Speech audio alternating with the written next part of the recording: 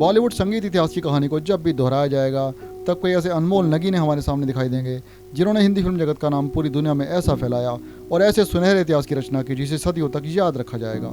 आज हम आपको एक ऐसे फनकार के बारे में बताएंगे जिसने भारतीय फिल्म संगीत में शास्त्रीय संगीत की नींव रखी। महान गायक मोहम्मद रफ़ी, मुकेश और किशोर कुमार भी जिन्हें अपना आदर्श मानते थे। महान कवि गुरुदेव रविंद्रनाथ टैगोर की रचनाओं को भी जिसकी आवाज़ ने सिनेमा के पर्दे पर उतारा। अभिनय और संगीत के एक ऐसे विशाल चित्र की रचना की जिसके रंग आज भी धूमिल नहीं हुए। उन्हें हिंदी फिल्म जगत का पहला सुपरस्टार भी कहा जाता है। आखिर कौन है वह कलाकार? यह कहानी एक ऐसे महान फनकार की जिनका नाम है कुंदन लाल सहगल, जिन्हें हम केएल सहगल के नाम से भी जानते हैं। कुंदन लाल सहगल का जन्म 11 अप्रैल 1904 को जम्मू कश्मीर के नवां शहर में हुआ। जब दिल ही टूट गया गम जी के। उनके पिता का नाम अमरचंद सहगल और माँ का नाम केसरबाई था। इनकी माँ को संगीत का बहुत शौक था। वह अक्सर अपने साथ धार्मिक स्थानों पर भजन गाते समय कुंदन को भी अपने साथ ले जाया करती थी। बचपन से ही कुंदन को गाने और अभिनय करने का बहुत शौक था। इनके पिता जम्मू कश्मीर के राजा के यहाँ तहसीलदार की नौकरी करते थे। यह अपने 5 भाई बहनों में चौथे नंबर पर थे। कुछ समय बाद इनका परिवार जालंधर पंजाब में आ गया। इनका जीवन बहुत ही संघर्षपूर्ण हालातों से गुजरा, लेकिन इसके बावजूद भी इन्होंने हिम्मत नहीं हारी और ऐसी सफलता को प्राप्त किया कि आज के कलाकार भी उनको अपना आदर्श मानते हैं। आइए बात करते हैं कुंदन लाल सहगल के पारिवारिक जीवन के बारे में। इनकी शादी सन 1935 में आशा रानी के साथ हुई। इनके यहाँ 3 बच्चों ने जन्म लिया। इनके 2 बेटियाँ जिनका नाम नीना और बीना है। इनके बेटे का नाम मदन मोहन रखा गया। इनकी माता ने तो इनको संगीत सीखने में इनकी सहायता की, लेकिन इनके पिता इस बात से खुश नहीं थे। वह चाहते थे कि कुंदन यदि पढ़ना लिखना नहीं चाहता तो कोई नौकरी या कोई ऐसा काम धंधा करे जिससे कि परिवार का निर्वाह चल सके। लेकिन कुंदन लाल को संगीत और अभिनय की दीवानगी से अलग होना हरगिज पसंद नहीं था। अब वह रेलवे में टाइम कीपर की नौकरी करने लगे। उसके बाद रेमिंगटन टाइपराइटर कंपनी में सेल्समैन के तौर पर भी काम किया, लेकिन टाइपराइटर बेचते समय भी वह गाना गाकर लोगों का और अपना मनोरंजन करते रहते थे। कुछ समय बाद उन्होंने यह काम भी छोड़ दिया और काफ़ी दिक्कत के बाद एक साड़ी के व्यापारी के यहाँ इन्हें घूम घूम कर साड़ी बेचने का काम मिला। साड़ी बेचते हुए भी यह गाना गाते रहते थे और ग्राहकों को आकर्षित करते थे। इस दौरान लाहौर में उनकी मुलाकात मेहरचंद जैन नाम के एक व्यक्ति से हुई जो कि कुंदन के बहुत अच्छे मित्र और उनके सपोर्टर बन गए। अब यहीं से उनके जीवन में कई ऐसे मोड़ आए जिनसे निकलकर वह एक महान अदाकार बनकर उभरे। आइए बात करते हैं उनके जीवन के संगीत के सफ़र की। उनके मित्र मेहरचंद जैन ने उनके फिल्मी और संगीत करियर को आगे बढ़ाने में उनकी काफ़ी सहायता की। वह पेशे से एक सफल व्यापारी थे।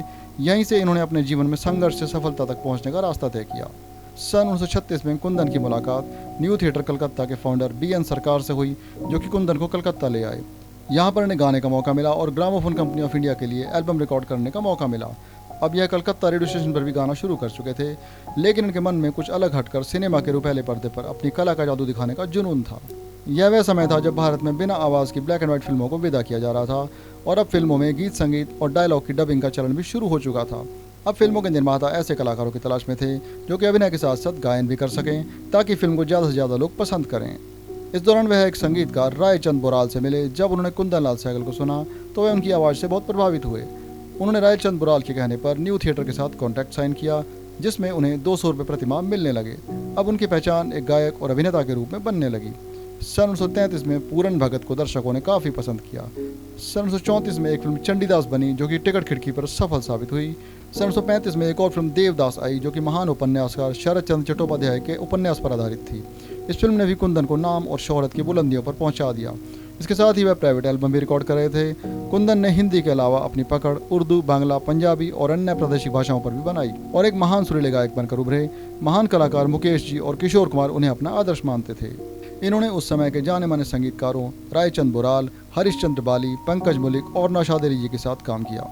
उस समय के दिग्गज फिल्म निर्देशकों प्रेमांकुर राठौर, देवकी बोस, प्रमथेश चंद्र बरुआ के लिए उन्होंने कई फिल्मों में काम किया। कुंदन ने अपने फिल्मी करियर में सन 1932 से 1946 तक लगभग 36 फिल्मों में काम किया और अपनी मीठी मधुर आवाज़ से 185 गीत इस संगीत जगत को दिए।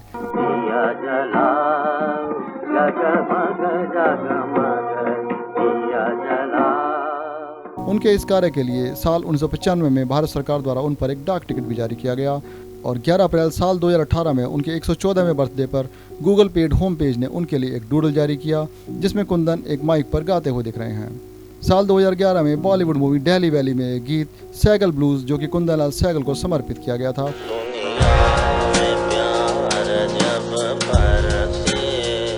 इस गीत द्वारा कुंदन लाल सहगल को फिल्म जगत सम्मान दिया गया। उनकी कुछ हिट फिल्मों के नाम इस प्रकार से हैं: सन 1933 में यहूदी की लड़की, सन 1934 में डाकू मंसूर, सन 1938 में धरती माता, सन 1942 में भक्त सूरदास, सन 1943 में तानसेन, 1946 में शाहजहां, 1947 में परवाना। इन फिल्मों में अपने अभिनय और संगीत से कुंदन सहगल ने बॉलीवुड को इतना अमीर बना दिया कि आज भी उनकी रॉयल्टी कला जगत को मिल रही है। आज उनके नाम से फिल्म जगत में कई अवार्ड दिए जाते हैं। उनके गाए कुछ हिट गीत जो कि अमर हो चुके हैं, उनमें से फिल्म स्ट्रीट सिंगर में से बाबुल मोरा नेहर छूटो जाए, फिल्म जिंदगी में से सो जा राजकुमारी सो जा, फिल्म तानसेन में से दिया जलाओ, फिल्म शाहजहां में से जब दिल ही टूट गया। ये ऐसे अनमोल गीत हैं जिन्हें आज के कलाकार भी पसंद करते हैं। कुंदन सहगल को समर्पित महान संगीतकार नौशाद अली जी के शब्दों में चंद लाइनें कुछ इस तरह से हैं। ऐसा कोई फनकार मुकम्मल नहीं आया, नगमों का बरसता हुआ बादल नहीं आया। संगीत के माहिर तो बहुत आए हैं, लेकिन दुनिया में कोई दूसरा सहगल नहीं आया। संगीत का यह महान फनकार 18 जनवरी सन 1947 को इस जहां से अलविदा हो गया। कहा जाता है कि उनकी मौत ज़्यादा शराब पीने से लीवर डैमेज होने के कारण हुई। संगीत जगत में कुंदन सहगल का नाम सदा अमर माना जाएगा। दोस्तों, संगीत जगत के इतिहास से जुड़ी ऐसी ही जानकारी हम आपको आगे भी देते रहेंगे। अगर आपको हमारा ये वीडियो पसंद आया तो लाइक, कमेंट, शेयर करना न भूलें और हमारे चैनल को सब्सक्राइब जरूर करें। इसी तरह से हमारे साथ जुड़े रहने के लिए धन्यवाद।